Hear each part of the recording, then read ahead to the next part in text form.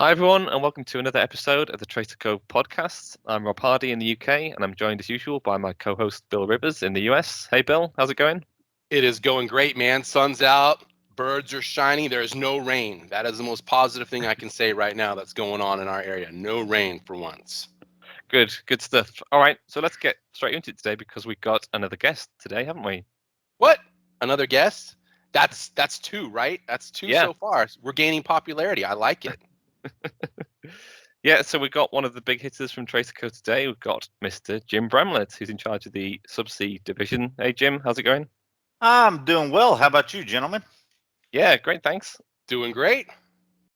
So, Jim, do you want to give Excellent. us a quick introduction to your background and the kind of things you do with Tracerco? Sure. Been kind of a long journey and a pleasant journey. So always been fun to be here. So I started out. Let's see, I'm on 25 years now. 25 years with the company. So Wow. in a roundabout way, so to speak, right? So I started out with a little infrared inspection company that was as an infrared inspector of fired furnaces, and I believe we were purchased by a company called TruTech many moon ago, and in 2006, Tracerco purchased TruTech. So I've come through Tracerco in a roundabout way, but overall service has been roughly 25 years. And then in the last 10 years, I've been heavily involved in the subsea world, subsea service side for Tracerco. Yeah, great. And so what we want to talk about today is really the discovery tool. And on a previous podcast, Bill and I have spoken a bit about tower scanning, and we touched on that we can do more complex tomography type techniques where we take many scan lines in different orientations of the source and detector to get highly detailed cross-sectional images. So that's the kind of same technique we're talking about today, but it's subsea, isn't it? So maybe you could speak a little bit about the challenges and what drove the move to take this technology subsea. Yeah, you bet. So, like you were saying, we started out with a concept from the downstream side, and we were heavily involved on flow assurance work on the subsea side. So, trying to identify blockages or buildups within subsea pipelines, right? One of the downsides to the original technology that we have is that it could get good information, but it couldn't tell them exactly what was in the pipeline, right? And we had been kicking around the idea for some time of developing a subsea CT scanner, which in turn turned out to be what we call our discovery tool. And what was quite interesting is roughly about that same time that we started really kicking in this idea, we had a customer in the Gulf of Mexico that had a major issue from the flow assurance side, and then talks developed between the companies of trying to progress this technology faster.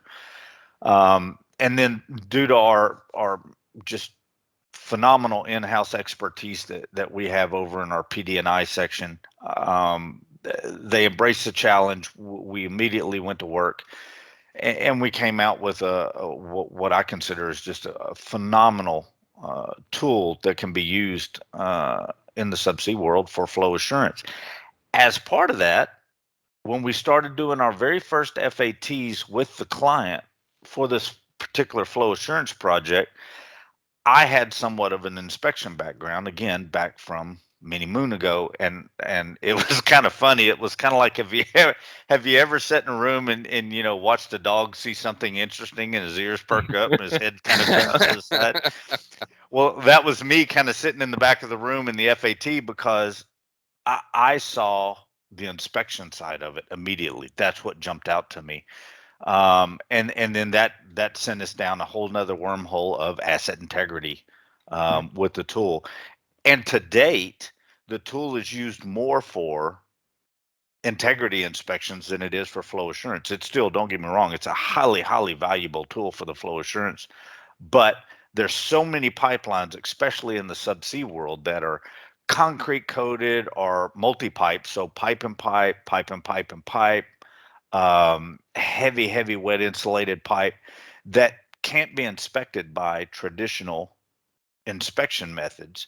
And that's kind of where discovery plays, or you can't get an ILI. So a lot of unpiggable pipelines, and it's really been embraced by the industry tremendously.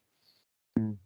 Yeah, that's great. And I think you mentioned a few areas there where Discovery excels, but maybe there's a few more we could mention. So I think you mentioned coated lines, complex arrays, bundles, piggybacks, but also deep water is a really an area where it kind of excels, isn't it? Those inspections in deep water conditions. Yeah, massive deep water. As a matter of fact, we just finished last month a campaign at roughly 9,900 foot of water. So extremely, super deep water, and the tool performed flawlessly.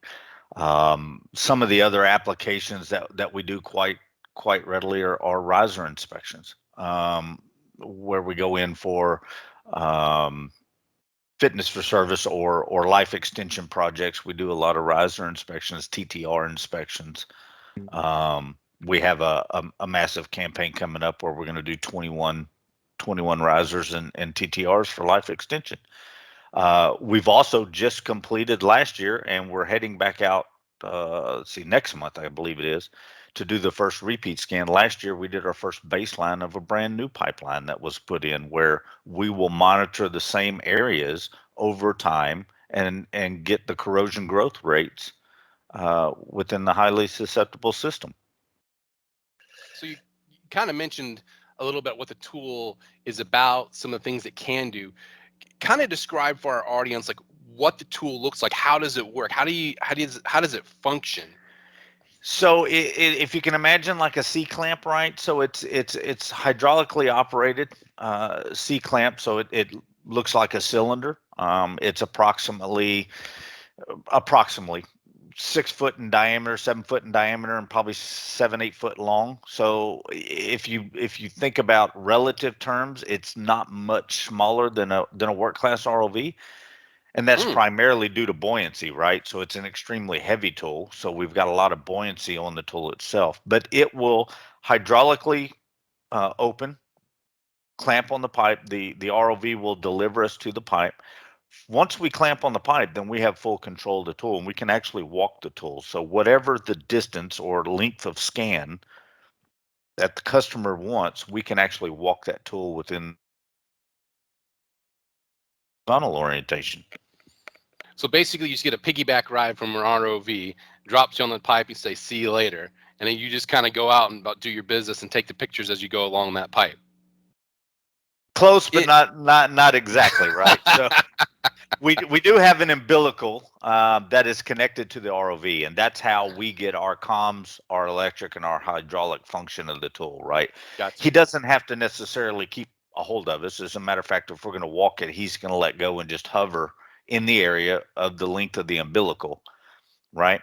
But by doing so, by having that umbilical, we get real-time data topside. So that's extremely valuable for the customer and the project itself, because it gives us the flexibility. In other words, we don't have to finish a project or come home to the beach and realize we either didn't get the data that we wanted, or we stopped the data in the middle of a defect or something similar. We have the flexibility because we get that information right then and there. It's analyzed. We can look at it. The client rep looks at it. Decisions are made right then and there to either expand the scope of work or even potentially reduce the scope of work, depending on what we're seeing right then and there. So it's just like tower scanning, Rob, like real-time data while the pipeline's active, right? That's what we do. That's one thing that we excels at Tracerco. We'll give you real-time data right then, right there. Yeah, And and again, you mentioned massive from a value standpoint, right? Yeah. And you mentioned sort of taking pictures there. One of the things I love about Discovery is you get these beautiful tomograms, and it shows what's actually going on inside the pipe, and it's this sort of huge amount of data, but it's condensed down into these nice pictures that you can interpret really easily.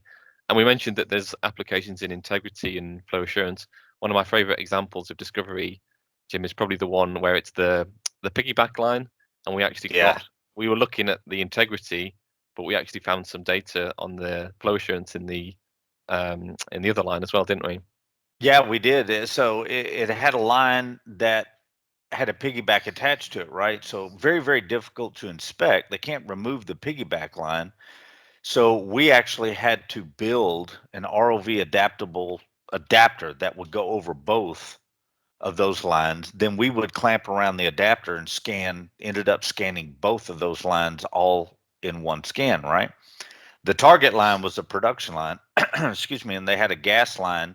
Uh, uh, uh, I believe it was a gas injection line that was piggybacked on this, and we found severe condensate that was unexpected that was sitting in the gas line. So we still got all the integrity data on the process line that we were looking at, but we also raised a lot of red flags to the operator for early identification of this condensate layer that was sitting in the line, which obviously is a corrosion issue.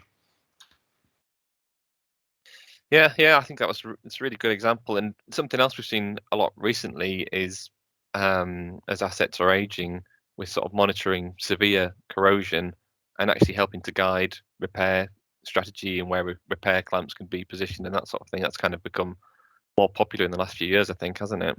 Absolutely. So one of the interesting takes that's happening now is obviously if you have to run an ILI tool, there's advantages to running ILI and there's disadvantages to running ILI, right? You know, I'll never, as an old inspection guy, I'll never downside ILI runs because you get the data on the whole flow line, right?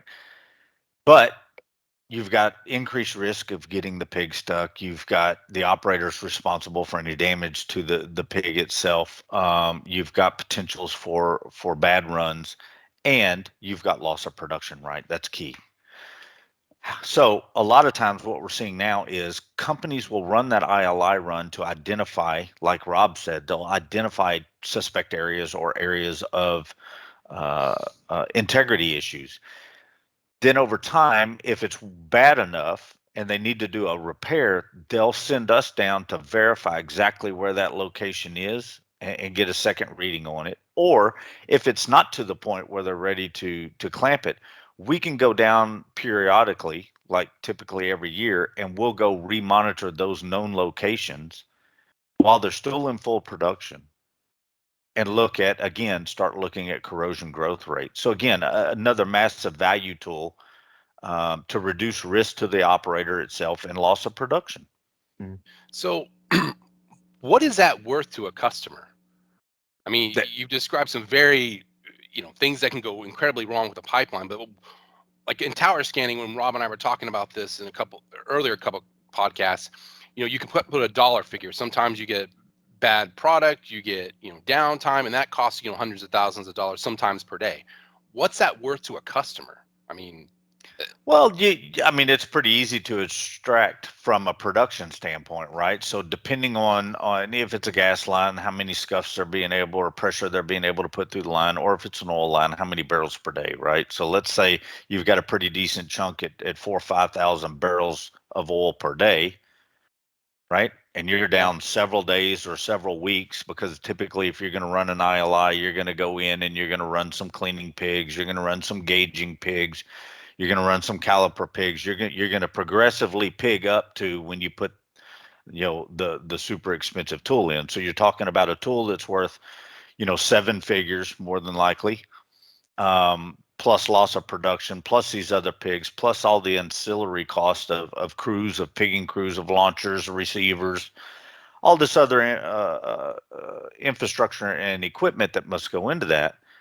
So you could jump into millions and millions of dollars very, very quickly. And you can even double or triple that if you're talking about a subsea launch and subsea receive. So if you're not receiving or launching from a platform, now you've got MSV vessels in field, you've got, more than likely two vessels in the field. It gets really expensive. And some of these vessels are hundreds of thousands of dollars a day.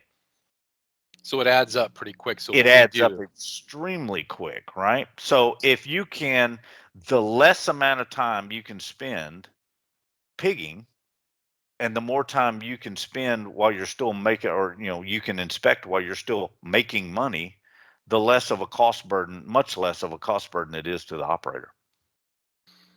And then, how you put a number on risk, I can't do that. I mean, I'm sure the operators have a risk factor in everything that they do, right? But That's a great point. Risk. there's got to be there's got to be a rather large risk number involved in different operations. All right, great. So there was just really one final example I wanted to mention, which again is one of my favorites. Was I think there was an example where it was a riser and there was a pipe within a pipe system, and the asset had changed hands a few times, I think, and they found like an umbilical or something that they didn't even know was there beforehand. Yeah, so that was an interesting project, and as a matter of fact, Rob, that's one of them that we're fixing to go back out and do. That's part of the 21 risers and TTRs that we're fixing to do. So this particular asset had changed hands, I think, 3 times, right? So the original drawings were non-existent. They couldn't find them. So we were going out for a pipe and pipe riser application, and then one of them was a pipe and pipe and pipe. So it was actually had a gas lift line within the production line. So the first thing that we found is that it was real interesting. We did the pipe and pipe and pipe. So the pipe that had the gas lift riser, they weren't concerned with the gas lift riser. Obviously, they were concerned with the production pipe and the outer casing. And one of the things that we actually noticed was, so you can imagine we're scanning over a certain time set, right? So everything that's stagnant or still in that scan stays perfectly clear, right? Anything moving will have a shadow or blur to it. And one of the things that we found is that unbeknownst to them, they had severe movement within the gas lift riser. It was bouncing all over inside the production pipe, right? So even though that wasn't part of our scope, we were able to identify that. And then, of course, the operator now has to look into, vibration issues that could have been going on with that gas lift riser bouncing back and forth. Then we went to inspect the one that Rob was talking about. We started inspecting this line, and all of a sudden we kept seeing in the annulus between the outer pipe and the production pipe, we started seeing these tubes, these round circles that were encompassing the production pipe. And the operator was like, "What on earth is that?" And we were like, "Well, we were kind of hoping you could tell us, because none of this is on the drawing." So, but come to find out, we ended up finding a collar and several collars up this pipeline. And what it was an old fluid umbilical that had been designed inside the annulus pipe, and nobody knew about it. So, obviously it had been terminated at some point in time, and it was just sitting in the annulus of this pipe, and we picked it up clear as a bell. So it was kind of interesting. Not only was it interesting, but it obviously, for the operator, it kind of just totally sold them on our technology for us to be able to see those umbilical sections sitting in there. So yeah, it was unique. We found some interesting stuff. That's just crazy.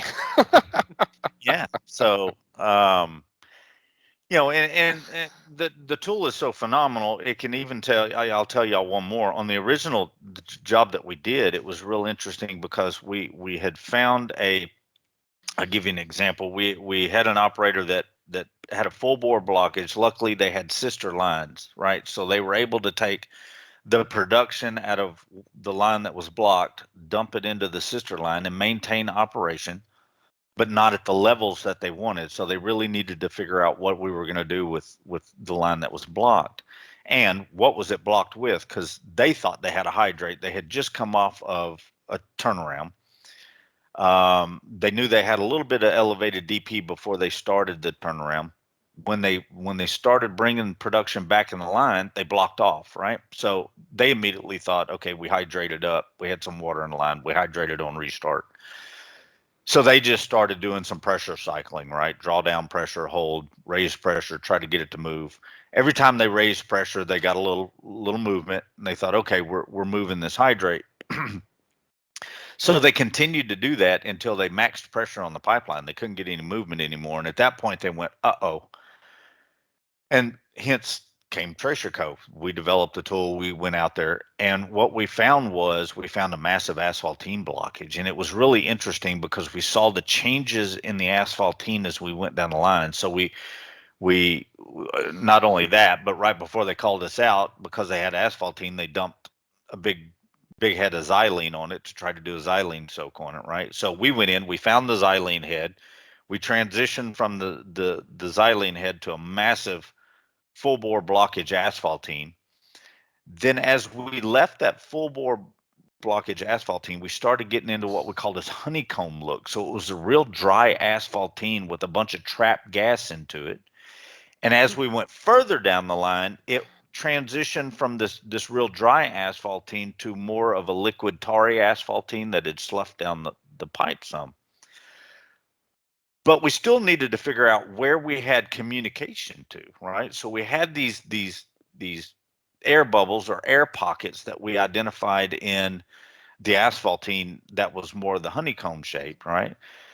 So we were able to go in and have the operator pressure up. So we did the original scan with no pressurized gas in the system, and we found low pressure gas. When they pressured up with sales gas, we went back and inspected those same locations, and we could see the high pressure gas. We could see the density change in the gas, which afforded us the ability to identify exactly to what point they had communication to. So even though that was almost a full bore blockage, we could still tell that they had communication up to a certain point. And then further down the line, we identified where there was no gas change in there. So we knew that we had a full bore blockage between point A and point B. Then the thought was, oh my God, we've dumped all this stuff into our sister line now. So what have we done to the sister line? So we went and inspected the sister line. And what was interesting is we didn't find an asphaltene in the sister line, but we identified a massive scale issue that had probably an inch and a half of scale on the pipeline. So it allowed them to save that pipeline by using scale inhibitors and trying to remediate online the sister line that was still flowing and save it. Because what they would have done is they would have started just dumping asphaltene inhibitors into it with the thought that, well, we're just going to asphaltene it up, and it wouldn't have done any good at all on the scale issue that they had. So it was a really, really unique project. Yeah, great. All right. Yeah, well, that's all I got. I think that's some great examples, Jim, on the discovery tool and the flow assurance and the integrity aspects and a few other things in between. Anything else from you, Bill? No, it was good. It was very interesting. Again, Jim, thank you so much for coming on. Rob and I appreciated a bunch for you being here today. For all you folks out there that want to get in contact with us, you can catch Rob, myself, and Jim on LinkedIn. On behalf of Rob and myself, we appreciate you listening and having a great day.